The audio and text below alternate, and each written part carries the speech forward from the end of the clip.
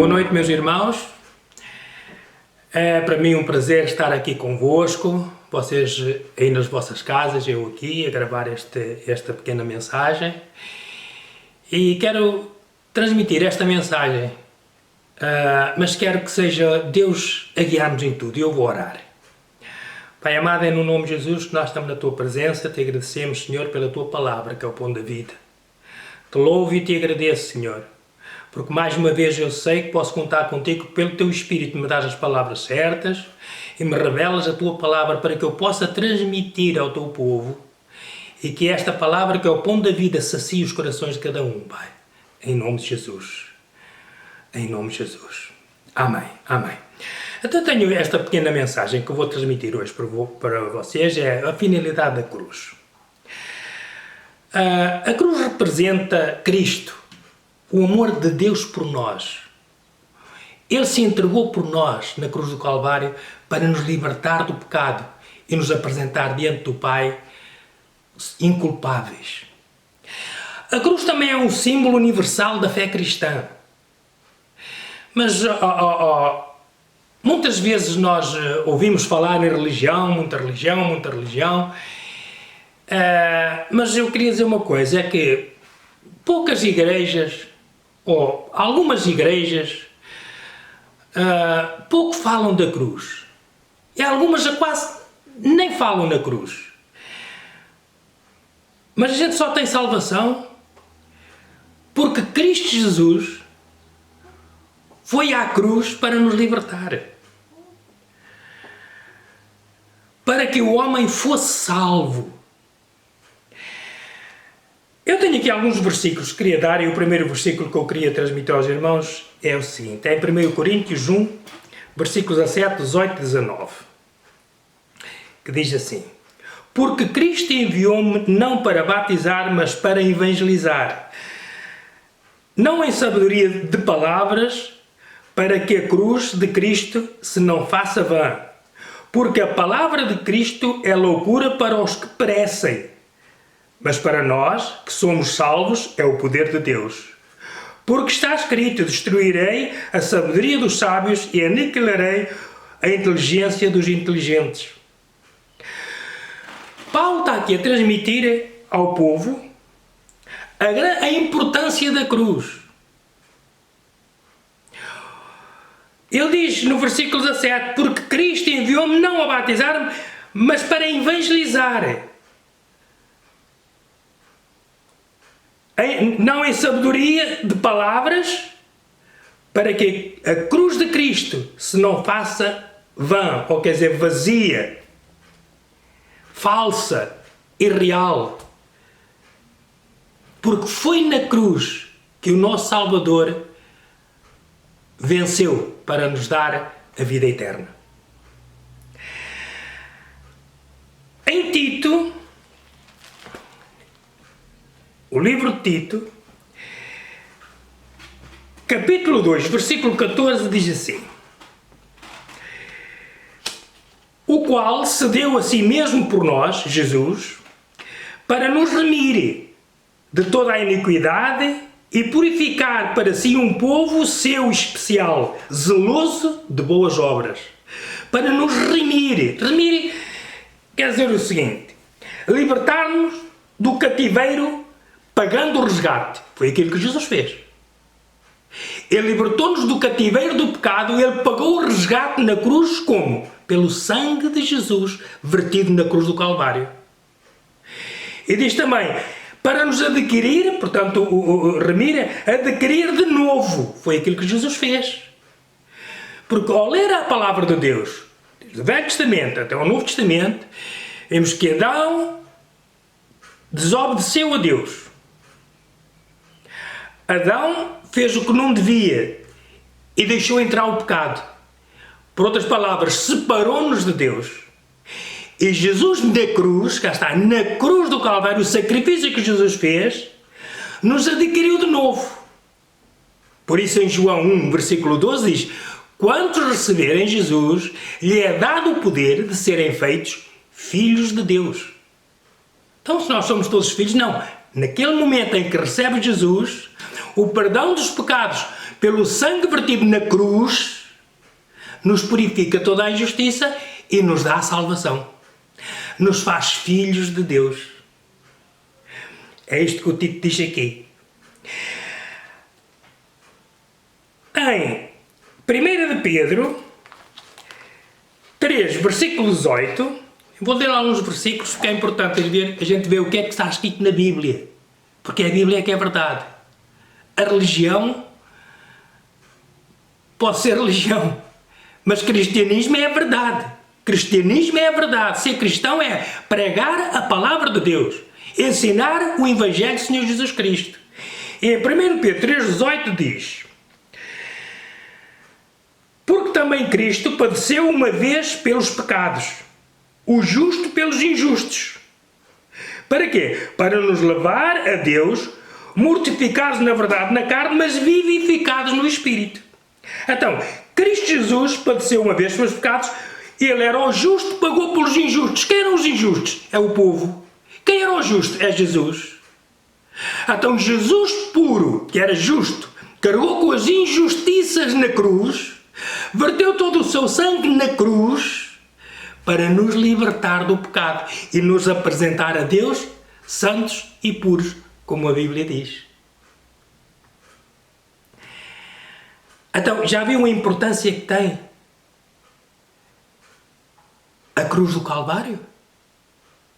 Já viu que não foi na manjedoura que Jesus que veio a salvação? Aí nasceu o Salvador, mas foi na cruz que Jesus venceu para nos libertar, para nos tirar do pecado. Em Gálatas 4,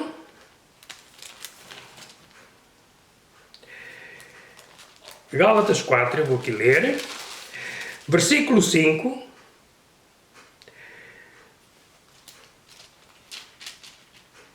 Versículo 5 diz assim: para remir os que estavam debaixo da lei, a fim de recebermos a adoção de filhos. Adoção de filhos. Deu-nos adoção de filhos. Fomos adotados. Sabe, o povo de Israel é a família de Deus. Família de Deus de quem? A gente conhece Abraão, Isaac e Jacó. Jacó foi um homem que amava a Deus, que fez aquilo que era reto diante de Deus. E um dia ele teve um encontro com um anjo e lutou com o anjo e Deus mudou-lhe o nome. Deixou de ser Jacó, passou a Israel. Israel é a família de Jacó. Ou Israel é Jacó. Mas nós não somos israelitas. Nós somos portugueses. Outros são franceses. Cada país tem um povo. Mas nós não somos israelitas. Então como é que Deus nos fez filhos? Nos adotou. Por quê? Por Jesus. Para nos remir. Ele nos remiu. Os que estavam debaixo da lei. A fim de recebermos a adoção de filhos. Fomos adotados. A palavra de Deus diz que nós éramos uma oliveira brava, zambujeiro. Mas Ele nos purificou. Por quem? Por Jesus. Jesus na cruz venceu para nos dar a vitória. Para que nós hoje pudéssemos estar limpos diante de Deus. Fazemos asneiras, fazemos. Ninguém pode dizer que é perfeito. Ninguém. Mas o sangue de Jesus nos purifica toda a injustiça. A Bíblia diz, se nós estivermos na luz, que é viver de acordo com o Evangelho, assim como Ele na luz está, o sangue de Jesus Cristo derramado na cruz nos purifica de toda a justiça. Ninguém é perfeito, mas Deus nos purifica pelo sangue do seu Filho amado derramado na cruz. Tá, fomos adotados. Somos filhos de Deus por adoção. Em Gálatas 1, versículo 4, tirou-nos do mundo mau, diz assim: o qual se deu a si mesmo por nossos pecados, para nos livrar do presente século mau, segundo a vontade de Deus, nosso Pai. Se deu a si mesmo por quem? Porquê? Pelos nossos pecados. Há um pecado que vem de Adão, que é o pecado da origem, portanto é o pecado que foi o nosso pai pecou, separou-nos de Deus. Jesus é chamado o segundo Adão porquê? Porque o primeiro Adão separou-nos de Deus e o segundo Adão, que é Jesus Cristo, na cruz do Calvário, uniu-nos a Deus. E não uniu só os israelitas, uniu todo mundo porque Jesus veio para todos. Todos. Não é para alguns, é para todos. Em 2 Coríntios 5, eu vou já ler aqui, 2 Coríntios 5, versículo 15, diz assim: e ele morreu por todos, está a ver? Por todos, não é só por os israelitas, por todos, para que os que vivem não vivam mais para si, fazendo aquilo que eles querem, mas para aquele que por eles morreu e ressuscitou. Então, ele morreu por todos. Não foi só para os israelitas. Nós somos filhos por adoção, por Cristo Jesus. Morreu por todos. Para que os que vivem não vivam mais para si. O que é viver mais para si? É viver a sua vida. Nem sequer à igreja vai, alguns até nem acreditam em Deus. Outros acham que nós somos, nem sei, olha, que nós não somos pessoas com inteligência que devia ter, que procuramos uma religião para nos alegrar. Eu não preciso de uma religião para me alegrar, eu sempre fui alegre. E hei de ser sempre. Eu procurei Jesus porque queria a salvação. Nunca tive falta de nada, graças a Deus. Sempre trabalhei, sempre se ingrei na vida. Mas eu tinha um vazio dentro de mim que precisava ser preenchido por Jesus. E Jesus preencheu. O vazio estava no meu coração. Por isso ele morreu por todos. E agora não vivo só para mim. Quer dizer, não viver para mim é fazer o que eu quero, que me apetece. Não. A Bíblia diz que tudo nos é lícito. Aos cristãos mesmo, tudo nos é lícito. Mas cuidado, porque diz que nem tudo nos convém. E nós sabemos muito bem aquilo que devemos fazer e aquilo que não devemos fazer. E quando a gente faz aquilo que quer, mesmo que se oponha àquilo que a palavra de Deus diz, nós estamos a viver para nós. Há coisas que nós gostamos de ter e o nosso corpo a deseja e nós não damos porquê.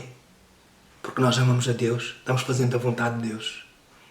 E tudo aquilo que a gente deseja, que é contra a vontade de Deus, mais tarde vamos sofrer as consequências. Mas quando nós vivemos de acordo com a vontade de Deus, você vive na paz, vive no amor, vive na certeza da sua salvação. E não só você vive assim, mas pode ajudar os outros a viver assim. Outro versículo. Vou terminar, não está. Outro versículo está em Gálatas 3,13. Eu acho que é um versículo muito importante, que diz assim. 3,13. Cristo nos resgatou da maldição da lei, fazendo-se maldição por nós. Porque está escrito, maldito todo aquele que for pendurado no madeiro. Para que a bênção de Abraão chegasse aos gentios. Gentios é que estes não são israelitas. Que viviam nos países, mas tornam-se israelitas quando recebemos Cristo. Tornamos-nos da família de Deus. Para que a bênção de Abraão chegasse aos gentios por Jesus Cristo. E para que pela fé nós recebamos a promessa do Espírito. Então, Cristo fez maldição por nós. Para quê? Para que a bênção? Qual é a bênção de Abraão? Deus disse a Abraão, olha, benditas são todas as famílias da terra. Em ti são benditas todas as famílias da terra. A bênção de Abraão está lá. Tudo o que é bom, tudo o que é aquilo que Deus nos deseja dar e que nos faz bem. Mas nós temos que viver de acordo com a palavra de Deus, de acordo com o Evangelho do Senhor Jesus Cristo.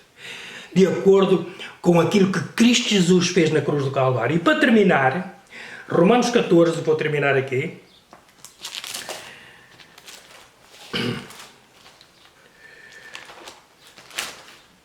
Desculpem, vou abrir. Romanos 14, versículo 9. Foi para isto que morreu Cristo e tornou a viver, quer dizer, morreu e ressuscitou, para ser Senhor tanto dos mortos como dos vivos. Esta é a nossa missão. É que Cristo Jesus quer ser Senhor dos mortos, os mortos já partiram, mas quer ser Senhor dos vivos. Qual é a nossa missão? Pregar o Evangelho. O Evangelho é o poder de Deus para a salvação de todo aquele que crê. A palavra de Deus é uma palavra viva, que funciona nas nossas vidas quando nós a aplicamos na nossa vida. Muitas pessoas dizem, eu também sou religioso. Religião, eu não vou muito por esse nome. Eu gosto mais de ser cristão. E cristão praticante. Estou aqui para pregar o Evangelho, para ensinar as pessoas quem é o Senhor e Salvador, em que eles têm que acreditar e viver com Ele. Por isso, esta mensagem eu quero deixar aqui nesta noite. Lembre-se, você, neste ponto que eu dei, este último ponto, temos que fazer de Jesus o Senhor de todos. Onde quer que você esteja, pregue o Evangelho. Ensine as pessoas o caminho da salvação. Leia a Bíblia.